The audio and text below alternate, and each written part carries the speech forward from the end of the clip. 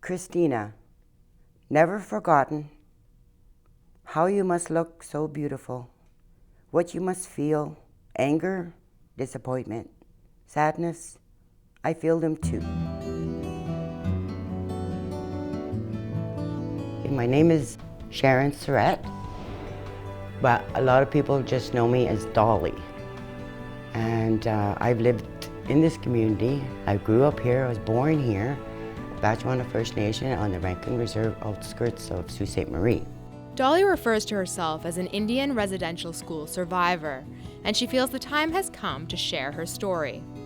Feelings for Life is dedicated to her family, her children, and to Dolly's first child, Christina, whom she gave up with the hope that she would have a better life than what Dolly could provide at the time.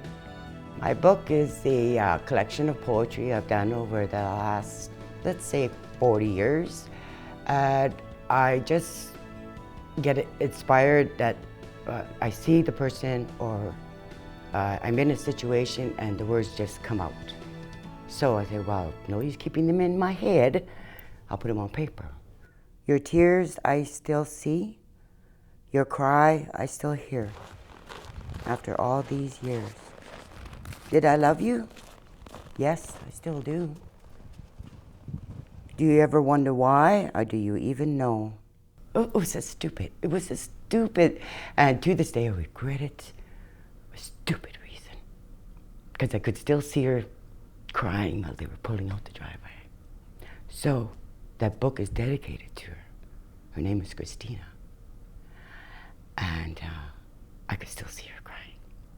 To see you once would make my life complete. To feel you in my arms again would be so wondrous. No longer a child, but a grown woman. How sad to have missed those years. You're still here in my heart, even though you weren't in my life. If you read the poem, you'll know how I felt writing that poem. Like for my mom, my dad, my dog. You know, it goes from birth and then it goes to death and all the living in between. 40 years later, Dolly longs to share stories of her past, her family, and her childhood growing up in the residential school system. You were taken from your community, you were taken from your home, and we couldn't even cry at night. There was no mom, no dad, it was a supervisor. You cry one more time and I'll give you something to cry about. Oh, everybody just shh. And it was a big dorm, 20 girls. And my brothers on the other side, I couldn't talk to them. I couldn't play with them. I couldn't even eat with them. My mom left us when we were very little. It's, my brother got hit by a drunk driver. And he was 9, I think. I barely remember. But I think that was the turning point where the family unit just went, whew. You're still here in my heart, even though you weren't in my life. May we, one day, get one day back. I can still dream. I want them to take feelings. That's why it's called Feelings for Life. I want them to feel it. I want them to love it. I want them to grieve it. I want them to cry. Because that's what life is about, feelings. If you don't cry, you didn't read the poem right.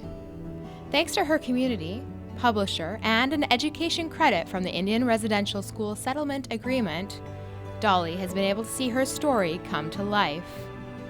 This is one time that Dolly wouldn't mind having a book judged by its cover. This is what I wanted, this. My hand, my grandbaby's hand, and the eagle feather from my chief. So when you put your hand on there, you can almost like feel it. Like there's the child and there's the elder. And that's what's in here, in this book. And the rainbow, having this book, that's my gold at the end of the rainbow. And I just love it. I just want my story to be told because I think I'm pretty ready to tell it now. And it doesn't frighten me to have people know about it. because you never stop dreaming. You have to have something to hope for. To read more from the pages of Feelings for Life, you can purchase a copy online through Amazon or Friesen Press. For Go on Shaw TV, I'm Zoe Sanguinetti.